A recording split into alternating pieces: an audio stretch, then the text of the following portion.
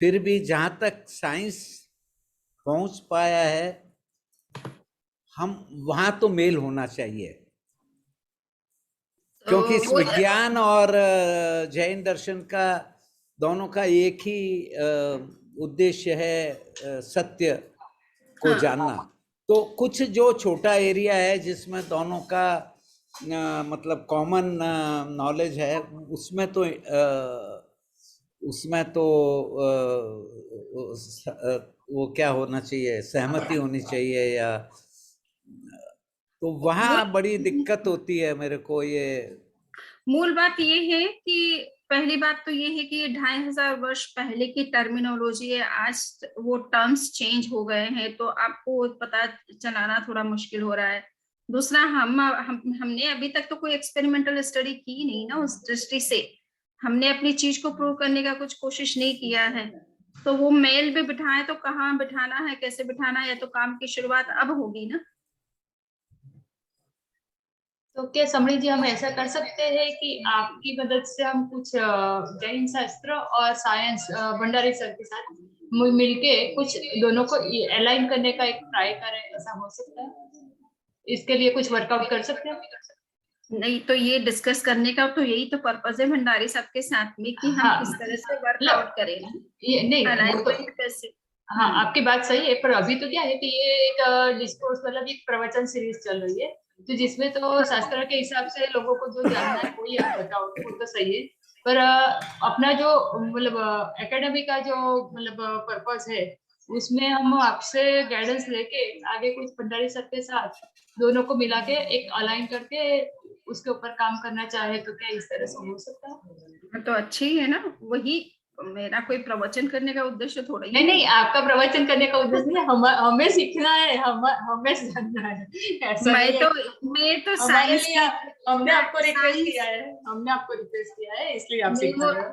नहीं नहीं, इसको डिस्कस करने का यही तो मकसद है कि कहाँ हम पॉइंट्स ऑफ अलाइनमेंट को देख सकते हैं, या किस रूप में हम स्टडी करें जिससे कि साइंस और जैनिज्म एक दूसरे के क्लोज में आए। नहीं, सही है। आखिर है ना, ये भी कोई सामान्य व्यक्ति की कही हुई बातें तो है नहीं, नहीं अतीन्द्रिय नहीं, ज्ञानी ऐसे ऐसी कोई बात नहीं या है। केवल ज्ञानी के शब्द हैं। तो हम्म। हमें नहीं, देखना जैसे है कि मैं बताऊं डिफरेंस आपको, कहाँ जैसे आ रहा आपने है। हम्म। जीव के बारे में बताया, हम्म। और जो अजीव के बारे में बताया, जैसे पानी में जीव है वो, ओस और जो भी तरह तरह के आपने एग्जाम्पल दिए, तो हम्म। उनका अब वैज्ञानिक वर्गीकरण किया जा सकता है, उनकी क्या प्रॉपर्टीज हैं। हाँ। अगर हम वो करेंगे तो लोग उसको मानेंगे। और हम्म। अगर हम ये यही कहेंगे कि ये ऐसा लिखा हुआ है, तो मेरे ख्याल से थोड़ा समझने में दिक्कत होती है। तो इसको मैंने शेषा जी से भी कहा था कि किसी एक या दो लोगों को अपन लगा देते हैं, जो हम्म। ये इसका जो आपने प्रवचन दिया, आपने जो बताया, उसको हम हमारी दृष्टि से लिखें और फिर आप उसको देखें। नहीं वो बिल्कुल सही है। तो आप मूल मकसद मेरा तो वही है कि आप विज्ञान को किस तरह से कनेक्ट करेंगे या कहाँ अलाइनमेंट हम कर सकते हैं, यही हमको करना है वर्क। जस्ट कोई नहीं तो डिस्कशन करने का ज्यादा मीनिंग नहीं था सही आपको। बात है, सही है। मकसद तो वही है। हाँ। वो सही सही, एकदम सही बात है। तो मतलब आपका और भंडारी जी का दोनों का कहना तो सही है, बस तो हाँ। इसको हम किस तरह से आगे चलाए वो अपने एक बार डिस्कस कर लेंगे, एक अलग से मीटिंग करके। हाँ, तो अभी मैं आपको विनती करती हूँ, अपना ये 8वां सेशन है, और पिछली बार आपने उद्वलोक, अधोलोक और तीर्थालोक में जो जीवों की संख्या है और जीवों के प्रमाण है उसके बारे में बात की थी। आगे आप मंगल आशीष देके मंगलाचरण करके आगे का डिस्कोर्स प्रारंभ करें। आपका मैं अनुरोध, ओके। सबके वर्ष से अनुरोध करती हूँ। वंदा विभा ओके। हाँ हाँ, एक मिनट है ना, मैं शुरू कर रही हूँ।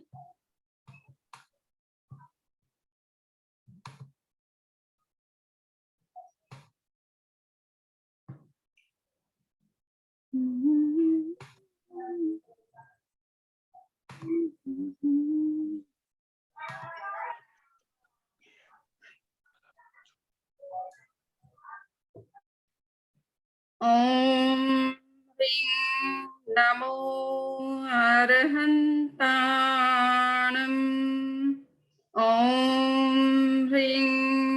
नमो सिद्धाणम् ॐ ह्रीं नमो आयर्याणम् ॐ ह्रीं नमो उवच्छायाणम् ॐ ह्रीं नमो लोये सव्वसाहूणम् ऐसो पंचनमुक्कारो सव्वपावपणासनो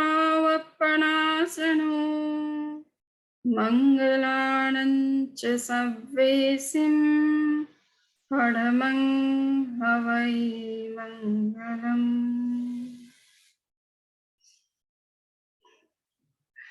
परम पूज्य गुरुदेव के चरणों में सभक्ति नमन। उपस्थित वैज्ञानिक एवं विद्वज्जन और रेस्पेक्टेड प्रोफेसर लोढ़ा। हाँ, मैं अपनी स्क्रीन शेयर करने के लिए अलाउ करना थोड़ा। आशीषा, हाँ कर रही हूँ। हाँ समझ कर रही हूँ।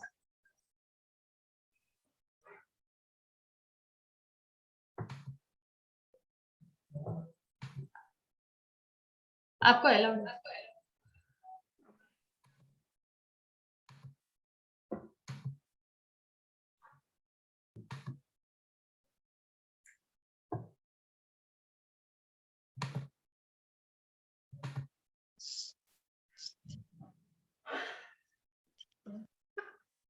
आज हम प्रज्ञापना सूत्र के चौथे अध्याय के ऊपर चर्चा करेंगे और चौथे अध्याय की विषय वस्तु बहुत लंबी चौड़ी विस्तार से डिस्कस करने के लिए ज्यादा नहीं है, तो मैं 5वें अध्याय को विशेष रूप से डिस्कस करूंगी।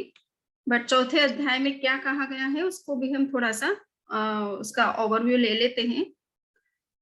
तो ये स्थिति पद है, इसका प्रज्ञापना पद के अध्यायों का नाम पद के नाम से है। वर्तमान में जिस तरह से हम अध्याय लिखते हैं या चैप्टर शब्द का यूज करते हैं, तो प्राचीन काल में आगमों में अध्यायों के लिए अलग अलग आगमों में अलग अलग शब्दों का प्रयोग हुआ है।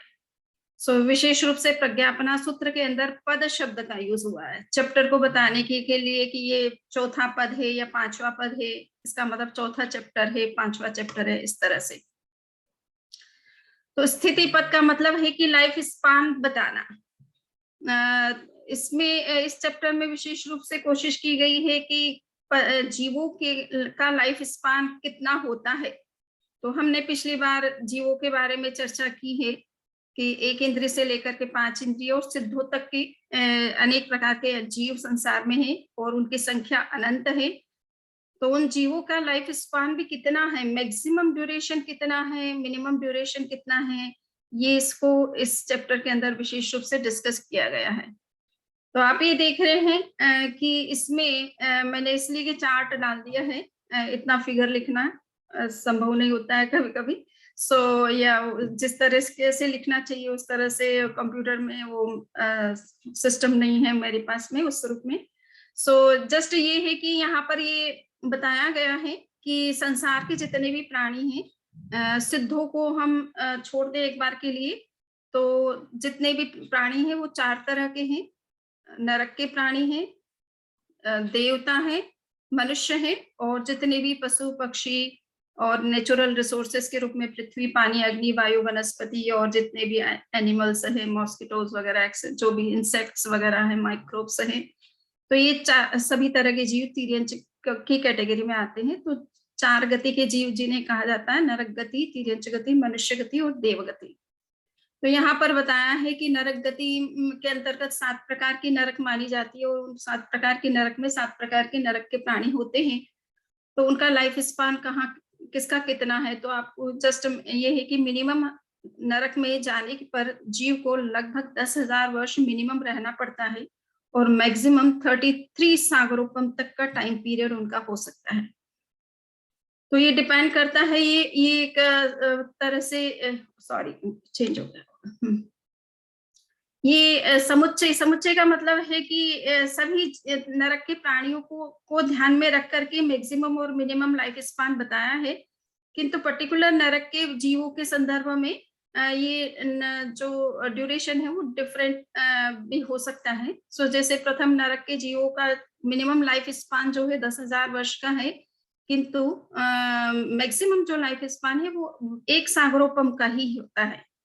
सो ये 33 सागरोपम जो है 7वीं नरक के जो प्राणी होते हैं उनका मैक्सिमम ड्यूरेशन जो है वो 33 सागरोपम का है।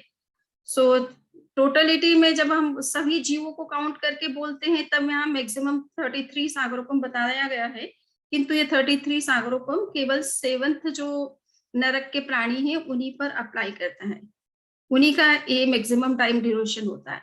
बाकी अदर दूसरी नरक के प्राणियों का है कि वो मिनिमम उनका 10,000 एक सागरोपम है और मैक्सिमम 3 सागरोपम का टाइम होता है। तीसरी नरक का 3 सागरोपम मिनिमम है और मैक्सिमम 7 सागरोपम का टाइम है। चौथी नरक के प्राणियों का 7 सागरोपम और मैक्सिमम 10 सागरोपम का टाइम है। इसी तरह से 5वीं का 10 और इसका मैक्सिमम 17 है। मिनिमम छठी नरक के प्राणियों का 17 सागरोपम है और इधर में 22 सागरोपम है, और 7वीं नरक का 22 सागरोपम है और मैक्सिमम लाइफ स्पान जो उनका होता है वो 33 सागरोपम का होता है। तो ये लाइफ स्पान नरक के प्राणियों का बताया है। इसी तरह से नरक में ही प्रथम नरक से ऊपर कुछ देवताओं के स्थान भी बने हुए जिनको भवनपति देव कहा जाता है, जो नीचे की तरफ है, इसलिए उनको ये 10 तरह के भवनपति देव हैं। इनकी भी संख्या बताइए। एक तो सभी जीवों को, सभी देवताओं को जो भवनपति 10 प्रकार के देव माने गए हैं उनमें सबसे अगर मिनिमम उनका सबका मिलाए तो मिनिमम उनका लाइफ स्पान 10,000 ईयर्स का है, और अधिक कहा जाए तो 1 सागरोपम से कुछ अधिक time period maximum life span है। परंतु अलग अलग जो देवता हैं उनके लिए अलग अलग टाइम स्पान भी है, तो यहाँ पे लाइफ स्पान है। सो दक्षिण कुमार के जो देव है उनका 10,000 है और मैक्सिमम जो है 1 सागरोपम का है। तो इस तरह से मैं वो बताने की जरूरत मुझे ज्यादा नहीं लग रही जिसको डिस्कस करने की, बट यहाँ जस्ट अपने को देखना है कि लाइफ स्पान में कहाँ कहाँ इन जीवों के डिफरेंस देखने को मिलते हैं। परमाधार्मिक देव कहलाते हैं, ये भी एक प्रकार के देव हैं जो असुर देव हैं और विशेष रूप से नरक के प्राणियों को कष्ट देते हैं, ये इस तरह के देव हैं। तो इनका लाइफ स्पान जो है मिनिमम और मैक्सिमम जो है वो विवक्षा बिना, यानी यहाँ पर उसकी जरूरत नहीं है स्पेशल कुछ बताने की। व्यंतर देवों का 10,000 वर्ष है, और जितने भी हम भूत पिशाच कहते हैं जिनको यक्ष राक्षस इस तरह के जो 8 प्रकार के देवता होते हैं व्यंतर देवों में, उनका मिनिमम लाइफ स्पान 10,000 ईयर्स का है और मैक्सिमम जो है 1 पल्योपम का कहा जाता है। और देवियां जो होती है व्यंतर देवों की जो देवियां होती हैं उनका 10,000 वर्ष और आधा पल्योपम का समय माना गया है। तो देवताओं के कंपैरिजन में देवियों का लाइफ स्पान थोड़ा कम होता है। इसी तरह से जिरंभक देव हैं, ज्योतिष देव हैं, तो ये सूर्य देव, चंद्र, ग्रह, नक्षत्र, तारों, इनका भी टाइम बता रखा है कि इन देवों का टाइम। तो ये जो चंद्रमा, ग्रह वगैरह, ये जो ग्रहों प्लैनेट्स के रूप में नहीं, बट उनके अंतर्गत जो देव शक्तियां हैं उनका लाइफ स्पान इस तरह से मैक्सिमम और मिनिमम बता रखा है। अब यहाँ पे वैमानिक देव जो उच्च देव लोग कहलाते हैं, जिनको हम 26 प्रकार के उच्च देव लोग कहते हैं, जो वैमानिक देव हैं, इनका लाइफ स्पान जो है समुच्चय में बताया गया है कि मिनिमम 1 पल्योपम का होता है और मैक्सिमम 33 सागरोपम का होता है। सो ये लाइफ स्पान वैमानिक देवों का बताया है। अब यहाँ पर है 5 स्थावर जीव जो हम कहते हैं, पृथ्वी, पानी, अग्नि, वायु और वनस्पति। इनमें जो सूक्ष्म जीव होते हैं उन जीवों का मिनिमम और मैक्सिमम दोनों टाइम जो है अंतर मुहूर्त ही होता है, परंतु मिनिमम और मैक्सिमम में भी टाइम डिफरेंस रहता है। मिनिमम जो है वो 2 समय का होता है, मैक्सिमम 48 मिनट में 2 समय कम पीरियड का होता है। सो इस तरह से अंतर मुहूर्त में भी डिफरेंस होता है, बट सूक्ष्म जीव ज्यादा समय के लिए नहीं जीते हैं, वो अंतर मुहूर्त के बाद ही उनकी डेथ हो जाती है। तो चाहे वो पृथ्वी से संबंधित हो, पानी से संबंधित होते, वायु से संबंधित हो, अग्नि से संबंधित हो, या साधारण वनस्पति से संबंधित हो। और यहाँ साधारण वनस्पति जिनको हम निगोद के जीव कहते हैं, तो वो सूक्ष्म रूप में भी हो सकते हैं, मादा रूप में भी हो सकते हैं, किंतु उनका लाइफ स्पान भी अंतर मुहूर्त का ही माना गया है। इसी तरह से 3 विकलेंद्रीय जीव जो कहलाते हैं। विकलेंद्रीय यानी जो 5 इंद्रिय वाले नहीं है और एक इंद्रिय के अंतर्गत भी नहीं आते, उनको विकलेंद्रीय कहते हैं। तो वो 2 इंद्रिय वाले, 3 इंद्रिय वाले, 4 इंद्रिय वाले जीवों को विकलेंद्रीय जीव कहा जाता है। सो इनका लाइफ स्पान मिनिमम अंतर्मुहूर्त होता है। और 2 इंद्रिय वाले प्राणी 12 वर्ष से अधिक नहीं जीते हैं। 3 इंद्रिय वाले जीव जो हैं 49 डेज से ज्यादा उनका लाइफ स्पान नहीं होता मैक्सिमम। और 4 इंद्रिय वाले जीवों का 6 महीने से ज्यादा का लाइफ स्पान नहीं होता है।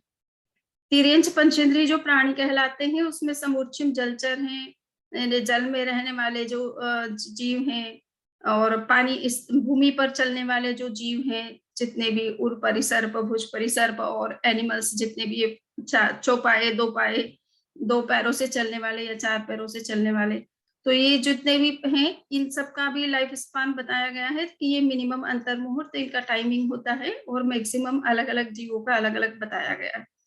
सो यहाँ मैक्सिमम 3 पल्योपम का टाइम बताया सबको ध्यान में रख करके। किंतु पर्टिकुलर अगर हम प्रजाति के बारे में हम बात करें तो समूर्चिम जो जलचर जीव होते हैं वो 1 करोड़ पूर्व वर्ष तक उनका जीवन हो सकता है। इतना लंबा जीवन जलचर जीवों का हो सकता है। सो ये सभी इसी तरह से बताया। तो गर्भस्थ तिर्यंच पंचेंद्रिय में स्थलचर की 3 पल्योपम माने बेचरनी खेचरनी पल्योपम असंख्यात्मक भाग आबन्ने स्थितिनो विपलिक तिर्यंच अपेक्षा है। सो यहाँ पर कह रहे हैं कि कुछ जीव जो है अभी हमारे यहाँ पर हम जिस एरिया में हैं, भारत जम्बूद्वीप के हम भारत क्षेत्र में हैं, किंतु कुछ जैसे क्षेत्र हैं अकर्म भूमियां कहलाती, हम कर्म भूमि के अंतर्गत है। अकर्म भूमि के जीवों का आयुष्य थोड़ा लंबा होता है। सो वहां के हिसाब से कुछ बातें कही गई है। इतना बड़ा लंबा लाइफ स्पान उन जीवों की कंपैरिजन में बताया गया है। यहाँ मनुष्यों के संदर्भ में बात आ रही है कि 15 कर्म भूमि के होती है, 30 अकर्म भूमियां होती है और 56 अंतर्द्वीप होते हैं। ये 101 जो है क्षेत्र माने गए हैं धरती के ऊपर जहां मनुष्य पाए जाते हैं। सो ये मनुष्यों का लाइफ स्पान के बारे में बात आ रही है कि कर्म भूमि के जो मनुष्य होते हैं, जो गर्भ से जन्म लेते हैं, माता पिता के संयोग से जन्म लेते हैं, ऐसे मनुष्य जो है इनका मिनिमम जो लाइफ स्पान है वो अंतर्मुहूर्त का है और मैक्सिमम 1 करोड़ पूर्व का होता है। तो भगवान ऋषभ की माता का, मरुदेवा माता का जो उम्र थी वो 1 करोड़ पूर्व की थी, तो बहुत बड़ा उनका लाइफ स्पान था। इसी तरह से यौगलिक जो मनुष्य होते हैं उनका करोड़ पूर्व झाझेरी और 3 पल्योपम, उनका मिनिमम जो है 1 करोड़ से कुछ अधिक होता है। झाझेरी का मतलब कुछ अधिक है और मैक्सिमम उनका 3 पल्योपम का टाइमिंग लाइफ स्पान होता है। तो यौगलिक मनुष्य स्पेशली अकर्म भूमि में पाए जाते हैं, उनके बारे में ये बात कही जा रही है।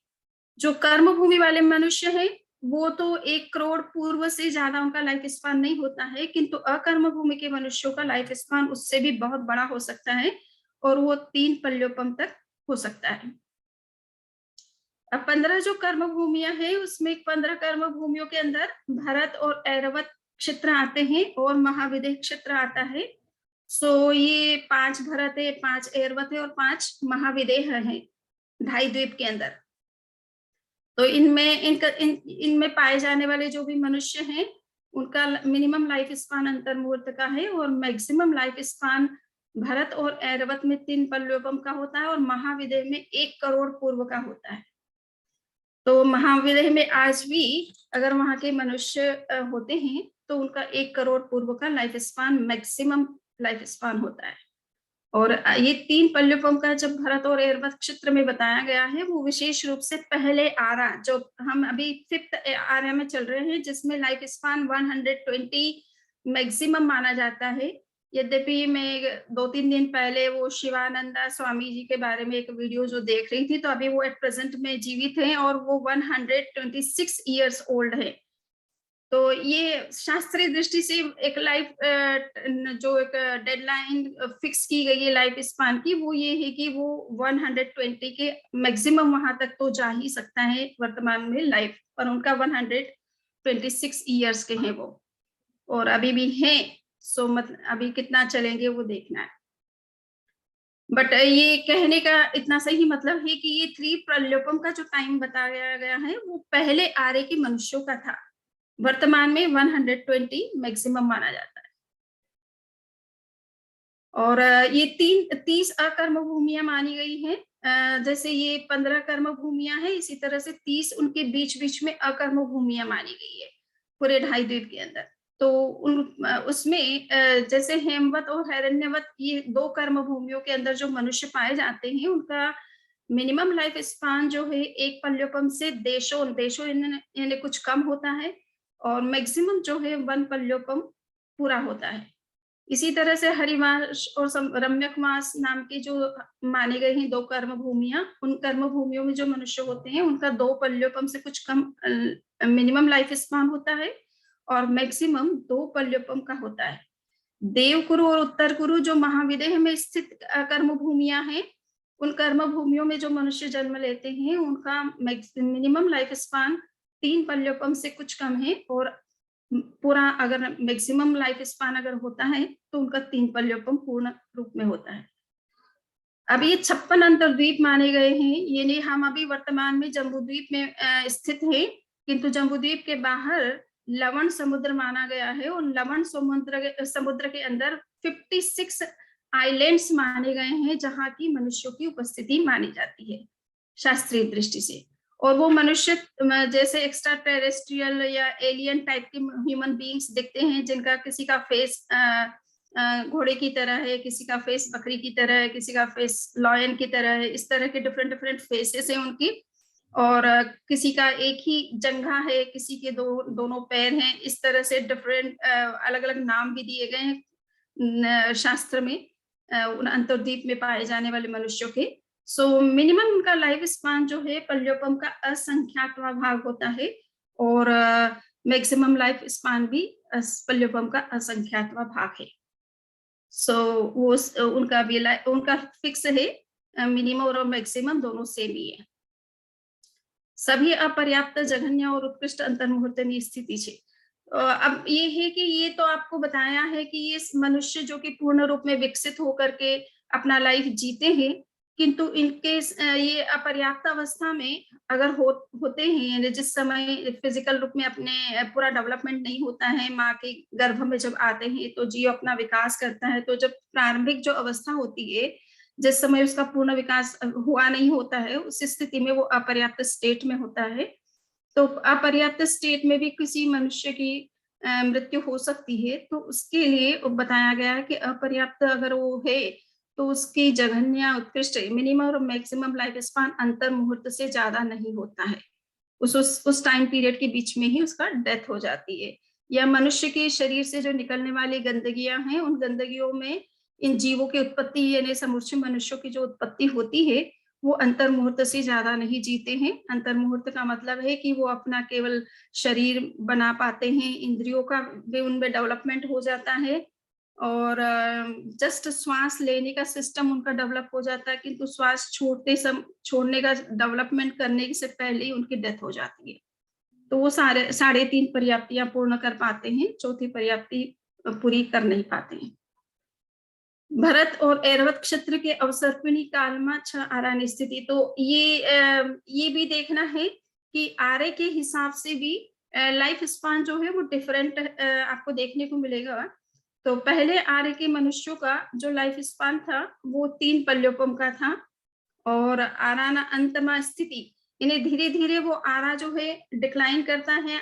जब डिसेंडिंग एरा होता है तो उसमें सब चीजें डिक्लाइन करती है, तो लाइफ स्पान भी कम होता चला जाता है। तो ये प्रथम आर्य में जब शुरुआत में तो 3 पल्योपम का लाइफ स्पान था, किंतु बाद में ये 2 अंत में जाते जाते 2 पल्योपम का हो जाता है। इसी तरह से दूसरी आर्य के मनुष्यों में का जो लाइफ स्पान था वो मैक्सिमम 2 पल्योपम का था, किंतु अंत में जाते जाते वो 1 पल्योपम का हो गया। इसी तरह से हम तीसरे आर्य में देखते हैं तो 1 पल्योपम से वो पल्योपम के असंख्यात भाग जितना ही रह जाता है।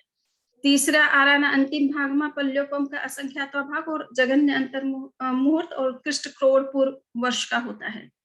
चौथे आर्य में अभी जो जिस समय सभी तीर्थंकर जन्म लेते हैं, चौथे आर्य में विशेष रूप से धरती पर तीर्थंकरों का जन्म होता है। तो ये चौथे आर्य में जघन्य अंतर्मुहूर्त लाइफ स्पान रहता है, उत्कृष्ट 1 करोड़ पूर्व का होता है। तो आप इसीलिए देखेंगे भगवान ऋषभ की माता का 1 करोड़ पूर्व का आयुष्य था। वो मैक्सिमम चौथे आर्य में इतना ही मैक्सिमम होता है। जघन्य अंतर्मुहूर्त और उत्कृष्ट साधिक 100 वर्ष, और कम से कम जो है वो 100 वर्ष का रह जाता है। तो आप देखेंगे भगवान महावीर का लाइफ स्पान 72 वर्ष का ही था, भगवान पार्श्वनाथ का लगभग 100 वर्ष का है था। तो ये चौथे आर्य के अंदर ही 1 करोड़ से लाइफ स्पान घटते घटते 100 वर्ष का रह गया। पांचवें आर्य में मिनिमम जो लाइफ स्पान है वो और उत्कृष्ट जो है 100 वर्ष का माना गया है। मिनिमम तो अंतर्मुहूर्त होता है और उत्कृष्ट 100 वर्ष तक मनुष्य जी सकता है, और जघन्य अंतर्मुहूर्त उत्कृष्ट 20 वर्ष। और इसी पांचवें आर्य का एंड में जाते जाते लाइफ स्पान 20 वर्ष का रह जाएगा। अभी हम 100 वर्ष तक जीते हैं और किसी का 100 से ऊपर भी चला जाता है, परंतु ये माना गया है कि 100 वर्ष तक रहेगा। बट लास्ट में ये आरा जैसे खत्म होगा तो लाइफ स्पान घटते घटते 20 वर्ष का रह जाएगा। छठे आर्य में मनुष्य का जो जघन्य अंतर्मुहूर्त और उत्कृष्ट 20 वर्ष, जघन्य का मतलब होता है मिनिमम अंतर्मुहूर्त रहेगा, उत्कृष्ट 20 वर्ष रहेगा प्रारंभ में, किंतु छठे आर्य के अंत में जाते जाते केवल 15 वर्ष का लाइफ स्पान रह जाएगा। इन्हें लाइफ स्पान भी कम होता जाएगा। तो अब इसलिए अभी वर्तमान में हम चूंकि इसी आर्य के अंदर, इसी टाइम कालखंड के अंदर चल रहे हैं, जिसको अवसर्पिणी कालखंड कहते हैं, या डिसेंडिंग एरा कहते हैं, या डिक्लाइनिंग एरा कहते हैं। सो इसलिए ये चीजें सब कम होती जा रही है, और इसी कारण से डार्विन की थियरी को हम इस कालखंड को देखते हुए एक्सेप्ट नहीं करते हैं कि ये चीजों का डेवलपमेंट नहीं हो रहा है, डिक्लाइन हो रही है सब चीजें। हाइट में भी, बॉडी हाइट में भी डिक्लाइन हो रहा है। अन्य जो नेचर की क्वालिटीज है उनमें भी डिक्लाइन देखने को मिलेगा आपको। तो ये सारा इस तरह से होता जाता है। उत्सर्पिणी में डेवलपमेंट होता चला जाता है, इसलिए इवोल्यूशन और डिवोल्यूशन दोनों देखने को मिल सकते हैं। तो अब इस विषय में कोई प्रश्न है तो आप कर सकते हैं, तो नहीं तो नेक्स्ट हमारा 5वां चैप्टर है, 5th चैप्टर।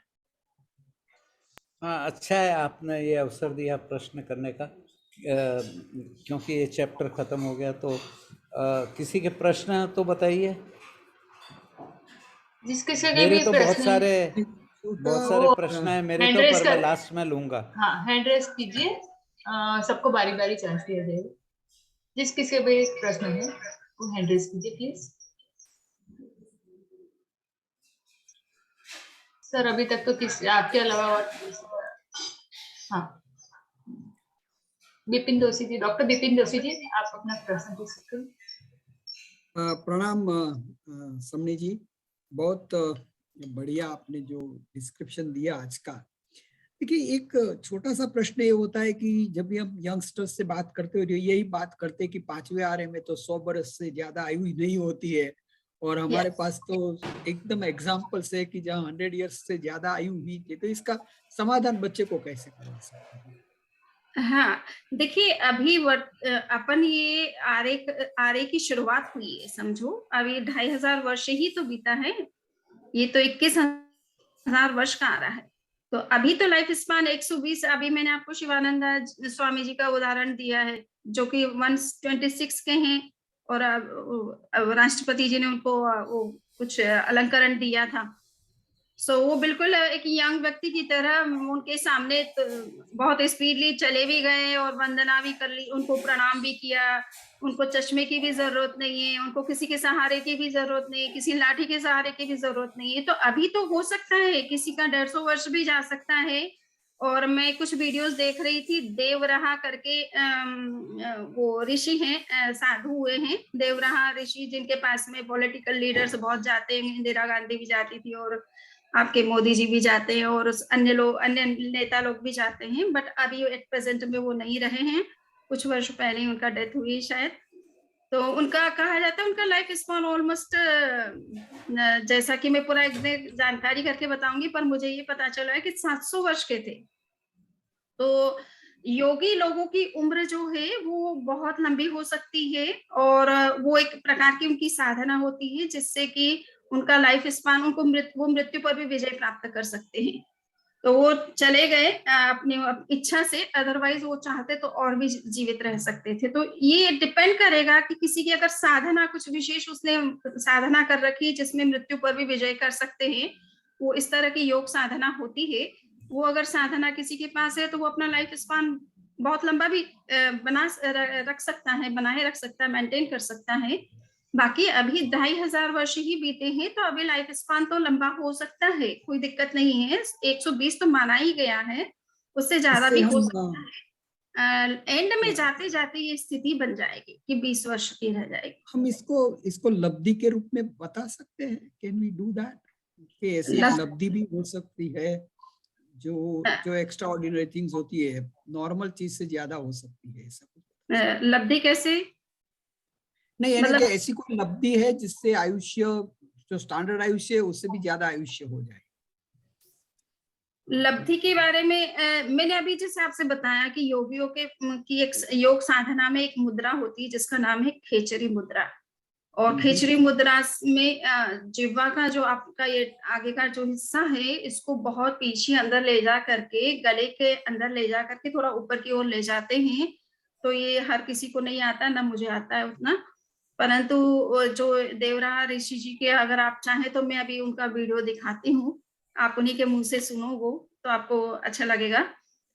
वो उस मुद्रा से क्या करते हैं, सुबह का समय जो होता है ना 3 बजे, विशेष रूप से ब्रह्म बेला में कहा जाता है कि हमारे मस्तिष्क से वो सेरोटोनिन का जो स्राव होता है, और योग में कहा जाता है अमृत का स्राव होता है ब्रेन से।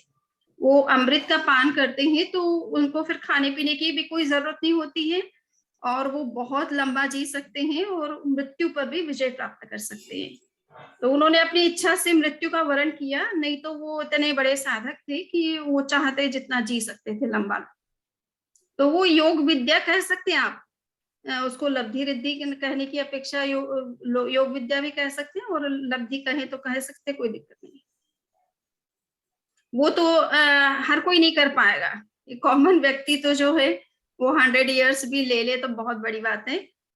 बाकी जो ये स्पेशल योगी होते हैं वो अपना लाइफ स्पान बहुत लंबा कर सकते हैं।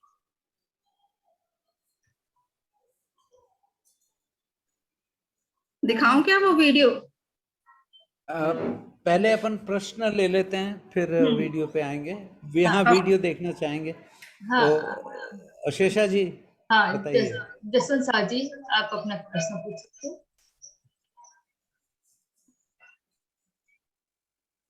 जसवंत साह जी। हाँ बोलिए। कमेंट करना चाहता था। हाँ बताइए। मैं कमेंट करना चाहता हूँ। आवाज पूरी साफ नहीं मेरी आ आवाज रही। आ रही? आपकी आवाज क्लियर नहीं है। मैं लोढ़ा कमेंट सर। करना। हाँ, लोढ़ा सर बोल रहे हैं। हाँ, लोढ़ा सर बताइए।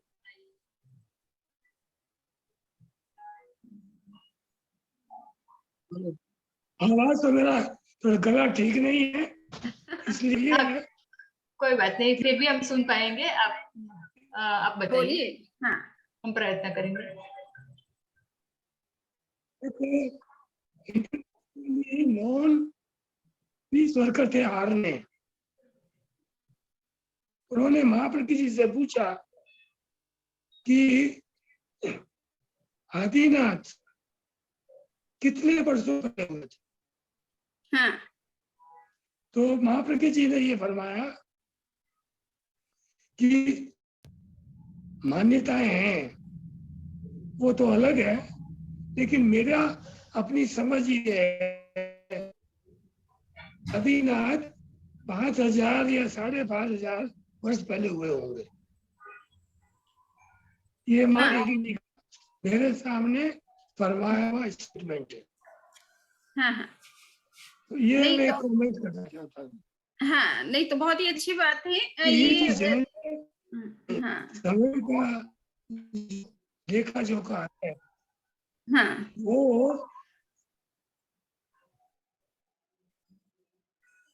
क्या फरमाया आपने? नहीं, आप जो कह रहे वो तो ये है क्या कि फरमाया? भगवान ऋषभ जो हैं वो 5 या 5,500 वर्ष पहले का उनका टाइम पीरियड आप बता रहे हैं। हुए हाँ, ज्ञानी दृष्टि से होना संभव ही नहीं है, इसके पहले होना अच्छा, संभव नहीं है। ठीक है। इसमें बाद में मैंने इसलिए मैं दिया ये कि मेरे लोढ़ा सामने साहब, माँ परमेश्वर ने फरमाया था। हाँ हाँ हाँ लोड़ा साहब, आपकी बात हमारे साथ पहुंची है। हम हाँ, उसके लोढ़ा ऊपर साहब जरूर इसके विचार बारे करेंगे। में मैं एक मिनट, लोढ़ा साहब इसके बारे में मैं थोड़ी चर्चा करूंगा अभी। डॉक्टर साहब, अ, आप फरमाएं। तो और कोई प्रश्न लेने हैं अभी, या मैं कुछ जस ठीक है। आप बता सकते हो गुंजाई साहब, और उसके बाद जसवंत साजी का एक हाँ, प्रश्न है उनका तो लेंगे। मेरे तो बहुत सारे प्रश्न हैं। तो पहली बात तो मैं ये बताना चाहूँगा कि इस विषय में हमने काफ़ी रिसर्च की है, और ये आरा की जो है चौथा पांचवा आरा, ये विज्ञान, पांचवा और छठा आरा ये विज्ञान सम्मत है। 21,000 साल हमने इसका अध्ययन किया है। It is a climatic cycle on the earth. तो वो 21,000 वो पेपर मैंने 2-3 लिखे हैं इस पर। तो यहाँ जाके दोनों का मेल हो जाता है अपने जो पन्नावाना सूत्र में दिया हुआ है, और जो विज्ञान और हमारी मेथोडोलॉजी बहुत क्लियर है कि जो पृथ्वी पे होता है वो अंत में जाके समुद्र में जमा हो जाता है मिट्टी के साथ, और वहाँ ऑक्सीजन के आइसोटोप होते हैं, उनको मेजर करें तो टेम्परेचर आ जाता है। तो -3 डिग्री टेम्परेचर होता है और +3 डिग्री ऐसा कुछ फ्लक्चुएशन आता है। तो ये वो 21,000 साल तक चलता है। इट इज़ ड्यू टू जो सोलर इंसोलेंस है, सोलर जो पृथ्वी का एक्सेंट्रिसिटी है, इंक्लिनेशन है और टिल्ट ऑफ द एक्सिस है, इससे ये साइकिल बनते हैं। तो ये तो एक बहुत मतलब मेरे को भी बड़ा सरप्राइज हुआ कि ये इतना मेल खाता है। अब मैं दूसरे बात पे आता हूँ कि आप क्या सोचती हैं कि ये जो यूनिट्स दिए हुए हैं इनमें कुछ मिस्टेक हो गई कैलकुलेशन की, क्योंकि अभी भी गुजरात में जब हम पतंग लेने जाते हैं तो कहते हैं 1 कोड़ी पतंग दो, तो that is 20। I mean that is still we ask for 20, that means 1 कोड़ी। तो आप ये करोड़ा करोड़ी करते हैं, ये मे बी 10, 100 या ऐसे हैं। तो अगर ये हम इस प्रकार, राजमल जी ने भी इस पे कुछ काम किया, हमारे साथ ही किया है, तो ये करोड़ा कोड़ी सब ये चेंज हो जाएगा यूनिट ऑफ टाइम, क्योंकि यूनिवर्स की एज इटसेल्फ जो है वो 10 to 9 ईयर्स है, और ये करोड़ा कोड़ी 10 to 14 हो जाता है, मतलब 1 मिलियन ऑर्डर्स ऑफ मैग्नीट्यूड मोर। तो ये मेल नहीं खाता है। दूसरा, हमने जो इसका 20,000 साल पहले पृथ्वी पर ग्लेशिएशन था, और वो -3 डिग्री टेम्परेचर हो गया था, पूरी पृथ्वी में बर्फ जमा हुआ था। तो 12,000 साल पहले करीब ये वार्म साइकिल चालू हुआ, जिसको ये जो आप कह रहे हैं कि ऋषभदेव स्वामी का टाइम क्या है, तो उसके हिसाब से ये सुखमा दुखमा दुखमा दुखमा सुखमा सुखमा ऐसे जो साइकिल बताए हैं, इनको हमने क्लाइमेटिक साइकिल से जोड़ा है। और ये क्योंकि जब वार्म क्लाइमेट होता है तो लेक्स में पानी होता है, एग्रीकल्चर हो सकता है, और लाइफ कंफर्टेबल होती है। और जब ग्लेशिएशन होता है तो लेक का पानी जम जाता है, एग्रीकल्चर नहीं हो सकता। तो वो दुखी टाइम है, और वार्म जो है वो सुखी टाइम है। तो ये कई चीज़ें मेल खाती है। मैं इसमें बताना चाहूँगा कि यहाँ विज्ञान और जैन आगम में काफ़ी सम्मति है। जिसको इंटरेस्ट है वो ये पेपर देख सकते हैं। पर ये जो इससे हमने 1,00,000 साल पहले यहाँ पर स्टोन एज था, पेलियोलिथिक एज जिसको कहते हैं। प्राचीन स्टोन एज। फिर करीब 10 साल पहले जब क्लाइमेट वार्म हुआ तो नियोलिथिक एज हुई, जो जिसको हम कहते हैं न्यू स्टोन एज, जब आदमी ने टूल्स वगैरह बनाए। तो उसको सबको ध्यान में रखकर आर्कियोलॉजिकल, क्लाइमेटिक और जो सील मिली मोहनजोदारो वगैरह में, उनके हिसाब से हमने सोचा कि ऋषभ देव स्वामी का टाइम 10 या 12 हजार साल से ज़्यादा नहीं हो सकता। तो ये तो एक बात हुई कि यूनिट्स बड़े कंफ्यूजिंग है। दूसरा, मैं आपको कुछ एविडेंस देना चाहता था कि जो एज ऑफ ह्यूमंस है वो मतलब ह्यूमंस इस पृथ्वी पर 2 लाख साल पहले आए, और उनकी लॉन्जिविटी, उनकी एवरेज एज जो आप 20 साल कहती है उतनी थी। अभी पिछली सदी से ये बढ़नी चालू हुई है, और अब आप वो बिल्कुल मतलब कि ये from medicine point of view दवाइयाँ आ रही है, ये एंटीबायोटिक्स वगैरह, क्लीनलीनेस, तो 4000 साल तक के एविडेंस हैं कि एज जो ह्यूमन एज है वो 25-30 साल से कम थी और अभी बड़ी है। तो ये बिल्कुल उल्टा है, तो ये भी अपने को ध्यान में रखना पड़ेगा। और जो फॉसिल रिकॉर्ड है वहाँ ऐसे कोई स्केलेटन नहीं मिले हैं जो आप बता रहे हैं कि इतने बड़े थे और वो ऋषभदेव इतने हाइट थी और दूसरे तीर्थंकर वो कम होते गए, ऐसी कोई एविडेंस नहीं है। तो इस प्रकार ये जो 5वां और 6ठा आ रहा है, इसमें हम मिला के विज्ञान और आगम का मेल कर सकते हैं, मतलब ये दिस इज द पॉइंट। फिर 1-2 छोटे पॉइंट और थे। आप ये करोड़ पूर्व क्यों कहते हैं? ये करोड़ है या करोड़ पूर्व है, इनमें अंतर है कुछ? ओके, तो एक दिन क्या है कि टाइम स्केल को अपन डिस्कस करेंगे, तो ये सारे टाइम की जो कंसेप्ट है वो आपको थोड़ा सा क्लियर हो जाएंगे। पूर्व कहते हैं, हम आप विश्वास तो करेंगे नहीं क्योंकि वो सब कुछ आपके हिसाब से अनसाइंटिफिक लगेगा, पर जो कैलकुलेशन बताया जाता है वो ये है कि 84,000 ईयर्स का एक पूर्वांग होता है। पूर्वांग जो है टाइम यूनिट है, और उसका टाइम जो है पीरियड होता है 84,000 वर्ष। सो एक पूर्व इज इक्वल टू 84,000 ईयर्स, और 84 एक पूर्व इज इक्वल टू 84,000 पूर्वांगास। क्लियर है? अच्छा, तो करोड़ इंटू पूर्व, ये उसको करोड़ पूर्व कहते हैं। 84,000 पूर्वांग का एक पूर्व है, और ऐसे 1 करोड़ पूर्व का आयुष्य है। अब आप तो विश्वास कैसे करेंगे इसको? बिल्कुल ये थोड़ा ये जरूर है, आप जो कह रहे हैं मुझे वो भी थोड़ा महसूस होता है कि ये करोड़ पूर्व वाला जो करोड़ का जो संख्या है उसका कैलकुलेशन क्या होना चाहिए सही, जिससे कि ये बहुत टाइम बड़ा हो गया। 1 करोड़ पूर्व किसको कहते हैं? आप ये सोचिए, कल्पना नहीं हो रही है कि 1 करोड़ पूर्व तक मरुदेवा माता का लाइफ स्पान रहा और उनको कोई तरह की बीमारी नहीं रही, इतना बड़ा लंबा स्पान होने पर भी।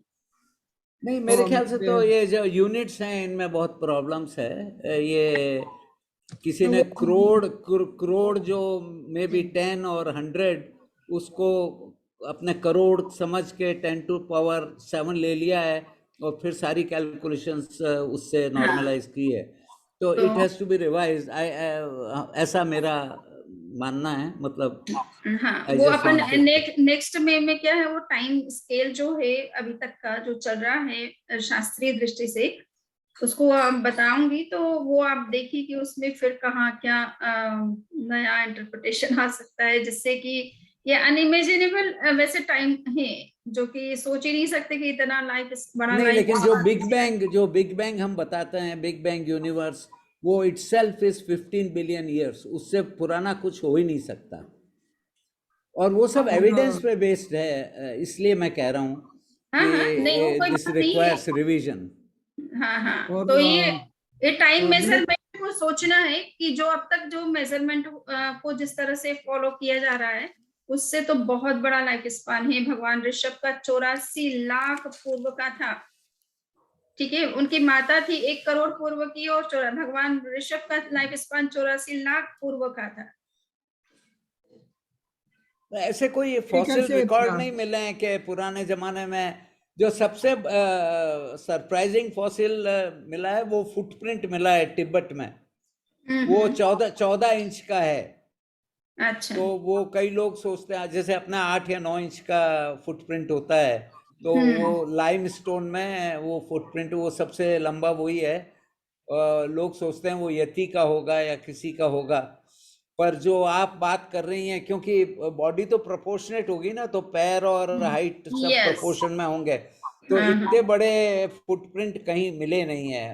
मतलब काफी काम हुआ है आर्कियोलॉजी में और जियोलॉजी में, तो ये एक एरिया है, इस पे आगे काम मतलब प्रोडक्टिव हो सकता है। बस हाँ, इतने तो ही प्रश्न अच्छा थे, है। बाकी यस, थैंक यू। भगवान महावीर की हाइट जैसे अभी एट प्रेजेंट में हमारी जो हाइट है उससे डबल हाइट मानी जाती है, उनकी डबल हाइट थी। पर महावीर के समय में जितने भी लोग हुए उनके हाइट का रिकॉर्ड तो महावीर का अलग हो सकता है, पर उस वक्त तो हाइट एक्चुअली ये वर्ल्ड वॉर 2 के बाद ना लोगों की हाइट बढ़ी है।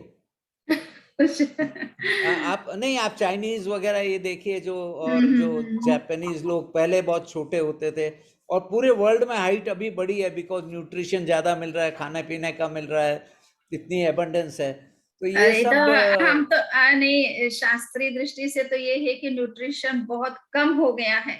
पहले आर्य के मनुष्य एक चने जितना खाते थे, अनाज एक चना समझ लीजिए खाते थे, और 3 दिन तक उन्हें भूख नहीं लगती थी, इतना ज्यादा न्यूट्रिशन था नेचर के अंदर में।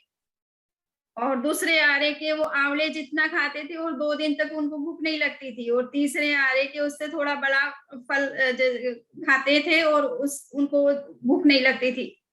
तो न्यूट्रिशन मैं निवेदन करना चाहूंगा कि आर्कियोलॉजिस्ट ने बहुत काम किया है पिछले 10,000 साल में। क्या हाइट थी, क्या वेट था, कैसे लोग थे, सब पता है। उसके पहले 10,000 साल के पहले क्या था, तो वो तो कहते हैं स्टोन एज था, वो ग्लेशिएशन था, तो पता नहीं है। लेकिन ये सब बहुत मुश्किल प्रोजेक्ट्स हैं, पर इस पर काम किया जा सकता है। हाँ, आपने जो कहा जैसे कि पहले 20 वर्ष की आयु थी और अब बढ़ गई है, तो हम ये मानते हैं कि अवसर्पिणी कालखंड, ये तो वर्तमान का जो है अवसर्पिणी डिक्लाइनिंग पीरियड चल रहा है। सो इसमें सब चीजें क्वालिटी में डिक्लाइन कर रही है, हाइट में भी डिक्लाइन हो रहा है, सब चीजों में डिक्लाइन हो रहा है। सो परंतु ये बात सही नहीं है। मैं अपने एंसेस्ट्रल हिस्ट्री देखूं तो हाँ। सिवाय 1-2 लोगों के सबकी एज कम ही थी, वो बहुत कम आयु में चल बसे। हर फैमिली में यही है, मैंने देखा है मेरे अपने फैमिली का। तो कम से कम जब से राव जोधा जी थे 600 साल का तो इतिहास है, तो सब की आयु बहुत कम होती थी, अब बढ़ रही है। तो ये ठीक है आप जो लिखा है आगम में, पर इस पे कुछ अनुसंधान करने की आवश्यकता मुझे प्रतीत होती है। तो अच्छा है, आप इसको पॉइंट बनाइए ना स्टडी का, इस पर अभी काफी स्टूडेंट नहीं मिलते हैं ना। इस बीच धर्मचंद साहब कुछ कहना चाहते हैं, तो क्या हम उनको सुनना चाहेंगे? हाँ, धर्मचंद जी, आप अपना माइक अनम्यूट करके बता सकते हो।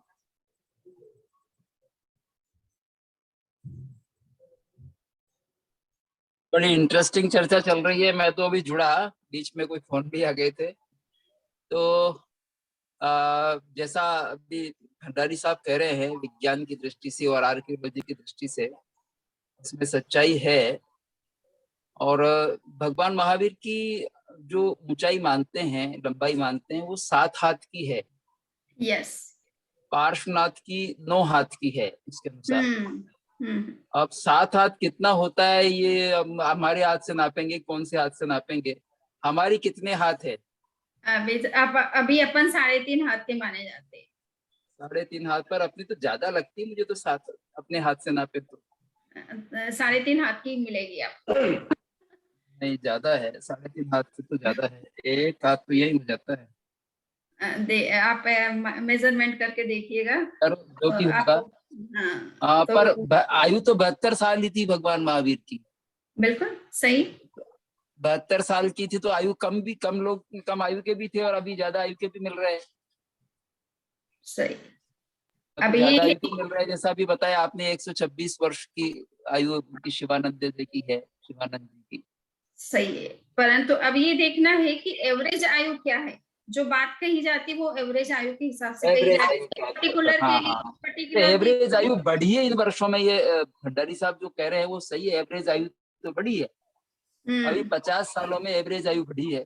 पहले बच्चे कितने छोटे छोटे बच्चे मारे जाते थे, अब कम होते हैं, चिल्ड्रन डेथ कम होती है पहले की अपेक्षा। अभी विज्ञान का विकास है, औषधियां मिल गई हैं। अपने को स्टडी करना चाहिए, जो कुछ भी शास्त्रीय जो बातें कही गई है उसमें, और वर्तमान की जो स्टडी है उसको ध्यान में रख करके हाँ, दोनों को सामने रख करके बात की जाए। कुछ वर्क करें। तो जो हम देख रहे हैं, हमारे आंखों के सामने देख रहे हैं, वो भी तो सच है। बिल्कुल सच है, उसको क्यों डिनाई कर हाँ सकते हैं। जो आंखों से हाँ, दिख रहा है और सबको ही दिखाई दे रहा है, एक व्यक्ति को दिखे तब तो ठीक है, मान ले कि वो गलत हो सकता है। नहीं, ये 4,000 साल तक के फॉसिल जो मिले हैं, डेड बॉडीज, उनकी लोगों ने एज एस्टिमेट की है, उनके डेवलपमेंट दांत वगैरह देख के। तो वो कितनी सब थी करीब एवरेज 20-30 साल के ही थे वो सब। Average age? हाँ, और अभी बढ़ी है, अच्छा। पिछले 200 साल में अभी बढ़ रही है। अभी ये प्रेडिक्शन पता है नहीं। कि जो 1985 के बाद में बॉर्न हुए हैं उनकी एवरेज एज 135 ईयर्स होगी, ऐसा अनुमान है। अच्छा, पर एक भंडारी साहब, जो डायनासोर की बात कही जाती है, डायनासोर आकार में बहुत बड़ा होता था, तो उसी जी, तरह से मनुष्य भी तो बड़ा हो सकता था उस समय। पर है नहीं ना, डायनासोर के तो फॉसिल मिले हैं। हाँ, फॉसिल्स हमने मिले हैं यहाँ तो उससे हम अनुमान तो लगा सकते हैं। कच्छ मनुष्य के में मिले बचाव नहीं हैं। में ये फॉसिल पड़े हैं, कच्छ में मैंने स्वयं ढूंढे, जबलपुर अच्छा से लगा करके अंजार तक ये अच्छा। फॉसिल और इनके एग्स मिलते हैं। तो हाँ वो तो हाँ। मिले हैं, मैं तो वहां से रीढ़ की हड्डी भी लाया था उनकी, डायनासोर की। तो अच्छा वहां ह्यूमन फॉसिल नहीं है बड़े, जो नहीं, धोलावीरा वगैरह है वहां पर छोटे ही मिलते हैं। वो खैर वो तो बहुत यंग है, 3-4 हजार साल पुराना होगा। हाँ, पर ज्यादा ये पुराने नहीं मिल रहे। हाँ, ज्यादा पुराने नहीं। डायनासोर तो 250 मिलियन ईयर से लगा के 65 मिलियन ईयर्स तक हैं।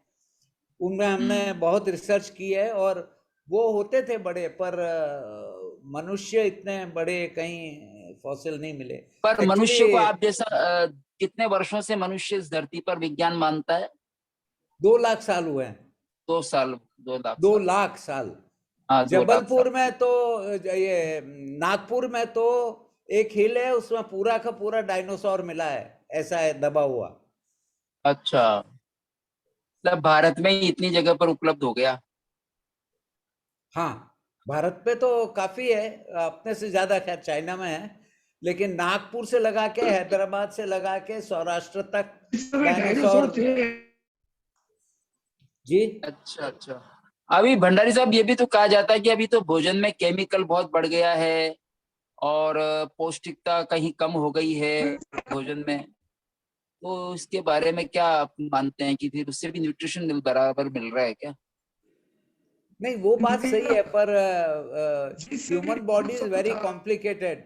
ये मतलब न्यूट्रिशन और अपनी पाचन शक्ति और क्या मिल रहा है, ये सब बहुत कॉम्प्लिकेटेड है। इसका नेट इफेक्ट पड़ता है। तो अभी तो लॉन्जेविटी बढ़ रही है, आप नहीं, वो स्वयं देख बात लीजिए। नरेंद्र जी आपकी बात सही है, क्योंकि 1950 की जो लाइफ एक्सपेक्टेंसी थी वो 35 इयर्स की थी।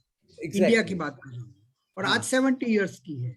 तो ये जी, तो क्लैरिटी है, और ये तो आई मीन डॉक्यूमेंटेड है, एवरीथिंग इज डॉक्यूमेंटेड। हाँ हाँ, मैं बिल्कुल, मैं इसमें तो कभी कोई ये दो राय नहीं है अभी तो। हाँ, पर मैं डॉक्टर ये साहब, सोच मैं रहा तो हूँ कि आर्कियोलॉजिस्ट की बात कर रहा हूँ, जिन्होंने ये जो जो बरीड फॉसिल्स देखे हैं ना लोगों के, जब वार वगैरह, और वो जो जैसे धोलावीरा में कब्रिस्तान और ये सब, तो वहां सब यंग ही लोग थे, बिना वार के भी यंग एज में डेथ हुई थी, और उसकी एस्टिमेट ही बहुत कम है, 20, 25, 30 साल। तो अच्छा। वो तो फिजिकल एविडेंस है ना अपने, it goes back to about 5-6 thousand years. नहीं, पर अफगानिस्तान में फॉसिल्स दूसरी जगह अलग एज के भी मिल जाए, क्योंकि हो सकता है वो फॉसिल्स को युद्ध में मारे गए हैं उन लोगों की हो। नहीं वो अलग है, वो तो सब पहचानते हैं कि कौन कैसे मरा, वो भी पता चलता है। अच्छा, और क्योंकि उसके अंग कटे हुए होते हैं या क्या जो भी है, मतलब काफी डिटेल्ड स्टडी हुई है इसमें, ये ऐसी डाउट करने लायक नहीं है अच्छा। एविडेंस। तो age actually has been increasing at least for last 5-6,000 years till present, and it is predicted to increase further हाँ हाँ because of medical science. See, हाँ, medical science versus nutrition of food, ये एक competition चल रहा है। खैर ये देखिए देवरा बाबा का ये ट्रेन वगैरह रोक देते थे अपने आपके बारे में प्रसिद्ध है कि शक्ति आप से। पतंजलि योग के ज्ञानी हैं, बहुत बड़े ज्ञानी। अष्टांग योग आवाज सुनाई दे रही? हाँ जी। हाँ समझी। तो बता दिया सब, पतंजलि योग तो है ही है, अष्टांग योग सिर्फ। हाँ लहर नहीं, बाहर रोज बाबा जी योगी की का आवाज वक्ता सुनाई दे बचती। रही? हाँ योगी समझी। लोग जिह्वा को पलट के यहाँ कपाल कुहर में लगी, और कपाल कुहर में लगी है, उससे अमृतत्व की प्राप्ति है और साधन मिला है। 7 to 8 उससे जोगी years के बता। अपनी इच्छा से शरीर न छोड़े तो अमर है। हाँ, इस भाग दौड़ भरी दुनिया में हम लोग इतने थक जाते हैं कि हमें समय का होश ही नहीं रहता और एक दिन मृत्यु सिर पर आ जाती है। परंतु मित्रों, इस वीडियो में श्री देवरा बाबा द्वारा वो योग मुद्रा बताई गई है जिसके अभ्यास से आप अपनी मृत्यु पर भी विजय पा सकते हैं, मतलब अपनी मृत्यु को अरे इच्छा के अनुसार रोक सकते हैं। लेकिन इतना आसान नहीं, आपको इसका निरंतर अभ्यास जरूर करना होगा। समय निकाल के थोड़ा थोड़ा प्रतिदिन करिए, लेकिन करना जरूर है। आप देखेंगे कि आप ऐसी कितने सारी चीजों में डर से बहुत आगे निकल गए हैं। अब आपको कोई डरा नहीं सकता, मृत्यु भी नहीं। ध्यान से सुनिएगा मित्रों। यानी जैसे तुहार जिह्वा है ना, तो तू आदमी है, और जोगिन के जिह्वा में तोहरे जिह्वा में भेद है। सुना है, ये खेचरी जौन है, जिह्वा पलाट के कपाल कुहर में ले जाया जाए तो वैसे अमृत पान हुई, वैसे आदमी के यानी वृत्ति नहीं है। एक पहर रोज जोगी की अवस्था बढ़ती है। और सुन, यानी ये गुप्त बात है, चाह तो सिद्ध खिचड़ी के दर्शन हम करा सकता है। सुन तो लेकिन जौन है फोटो न लेकर, हाँ सिद्ध खिचड़ी का दर्शन करा सकता है, ये गुप्त चीजें। तो संत जी सेवक बुलाओ। ये खेचरी मुद्रा बता रहे हैं, परंतु ये फोटो नहीं लेने दिया कि किस तरह से खेचरी मुद्रा से आप मृत्यु पर विजय कर सकते हो। पर वो मुद्रा करवा रहे हैं व्यक्ति को, फोटो नहीं लेने दे रहे, इसलिए दिखेगी नहीं। देखा इनके जेबा बिहुर के बूढ़ी नाचे कई के ताका, जिब्भा बाहर कर भाई, देखा और ऊपर करा, देखा एकदम चल जाई कपाल कुहर में जेबा, हाँ मुंह में जेबा लौकी जाए, समझत है बच्चा। भाई थोड़ा धीरज धरो, थोड़ा सा धीरज। अब गड़बड़ाई गया तो हर स्वभाव जो है गजब हुई। श्री देवरा बाबा की ये बातें जो कही जा रही हैं, इन्हें ध्यान से सुनिए। श्री बाबा अमर महायोगी हैं। उन्होंने स्वयं भी मृत्यु पर विजय पाई है। आप पूरी तरह योग को उतना सिद्ध तो नहीं कर सकते, लेकिन अगर आप थोड़ा भी अभ्यास करेंगे जो बाबा ने बताया है, तो मैं दावे के साथ कह सकता हूँ आपका जीवन पूरी तरह बदल जाएगा। निराश जीवन भी पूरी तरह से चमक जाएगा। आपको चाहे कितने भी रोग क्यों ना हो, आप शुरुआत करिए। श्री देवरा बाबा को मन ही मन प्रणाम करके आगे बढ़िए। थोड़ा थोड़ा प्रतिदिन का अभ्यास आपको एक दिन एक अच्छा योगी जरूर बना देगा। ध्यान से सुनिए। बता दिया कि आदमी से भिन्न व्यक्ति सुना है। ये खेचरी जो है ये पापलाद के कपाल कुहर में ले जाया जाए तो वैसे अमृत पान हुई, वैसे आदमी के यानी वृत्ति नहीं है, ये पहर रोज जोगी की अवस्था बचती। मित्रों, अगर आप इन मुद्राओं के बारे में विस्तार से जानना चाहते हैं तो आश्रम के ऑफिशियल चैनल देवराय ज्ञान पर जाकर बड़े महाराज जी द्वारा विस्तार से इन मुद्राओं के बारे में जानिए और सीखिए।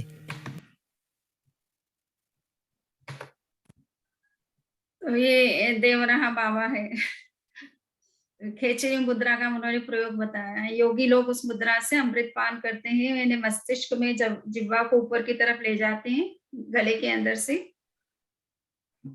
और उससे उनकी उम्र भी बढ़ जाती है और उनको खाने पीने की कोई जरूरत नहीं होती है।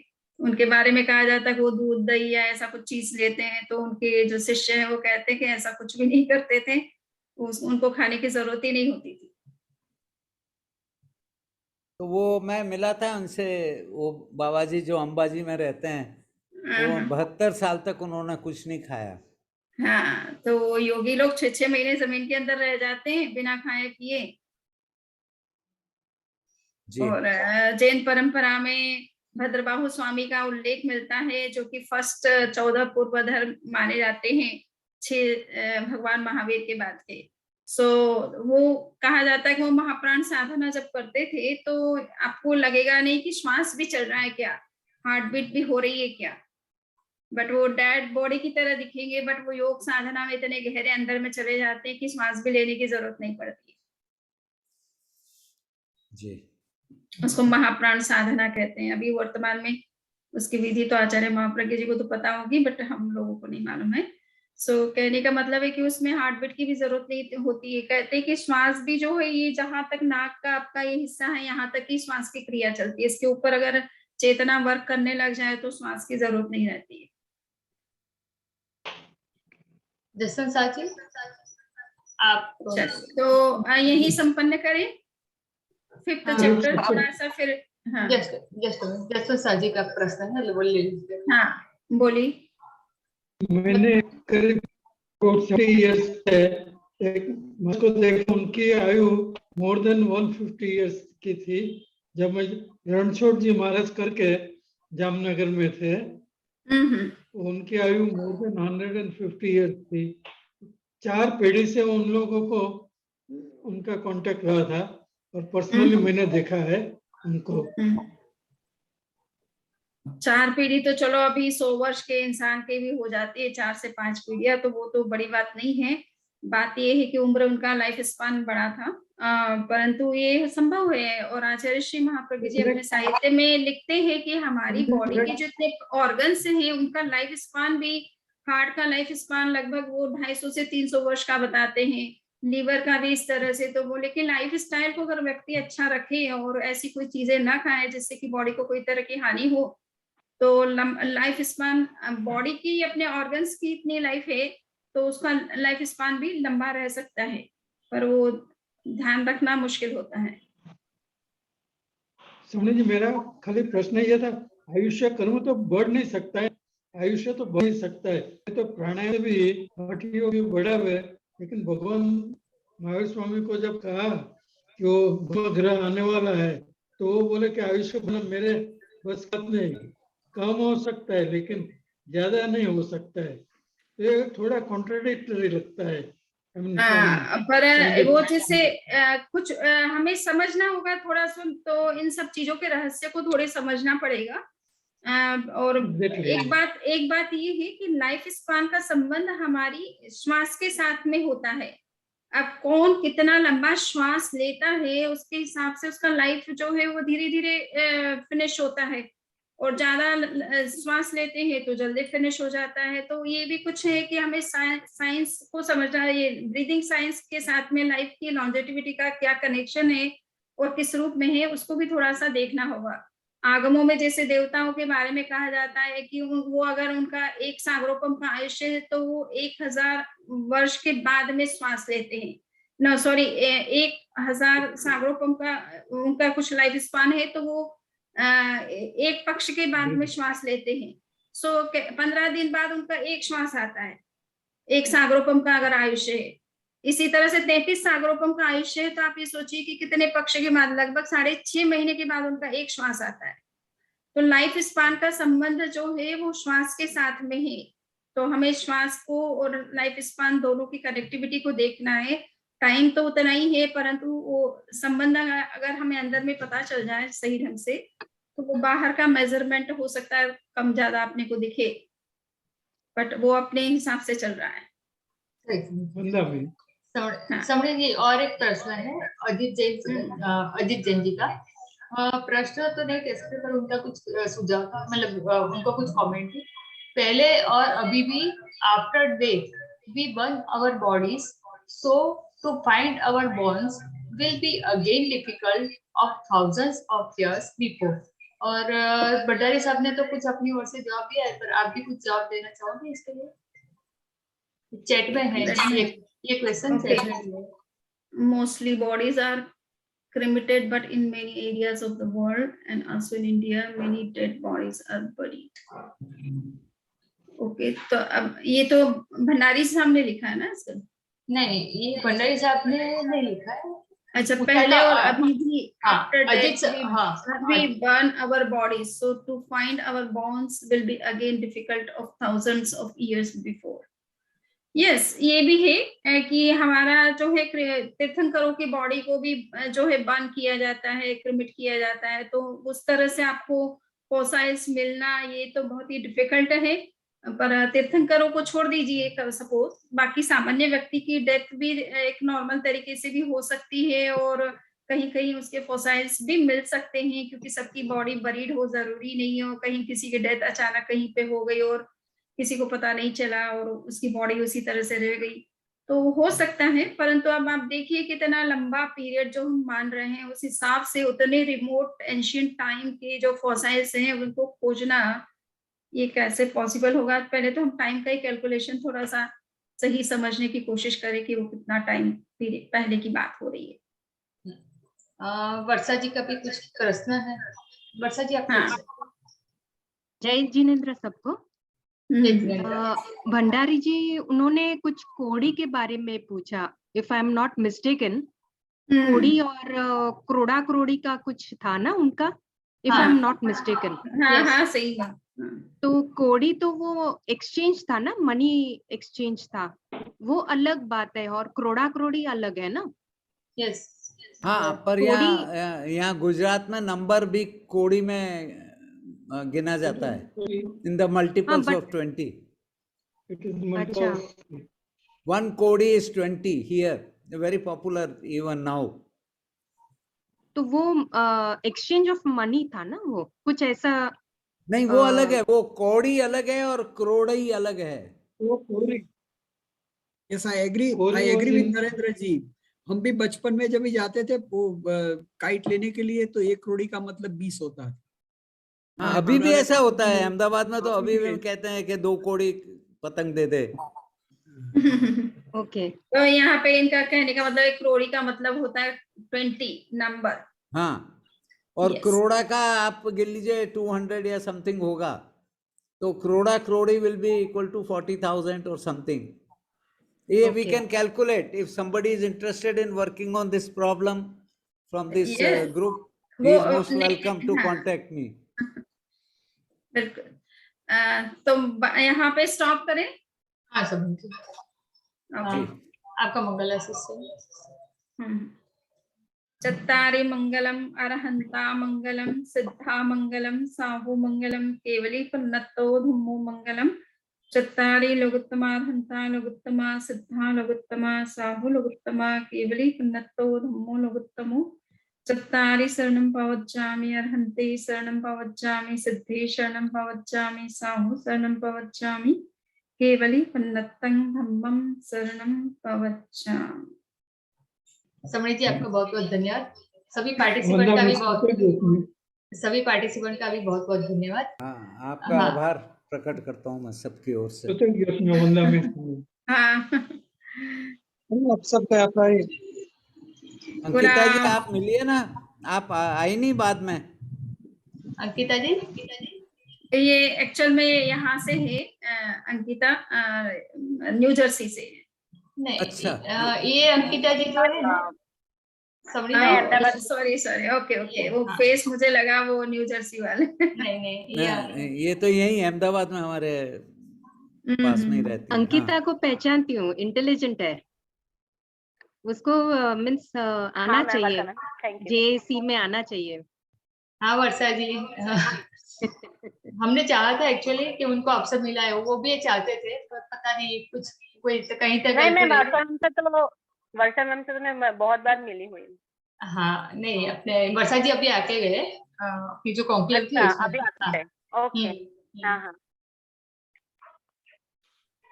नहीं, मैं ज्वाइन करने के लिए बोल रही थी। अंकिता?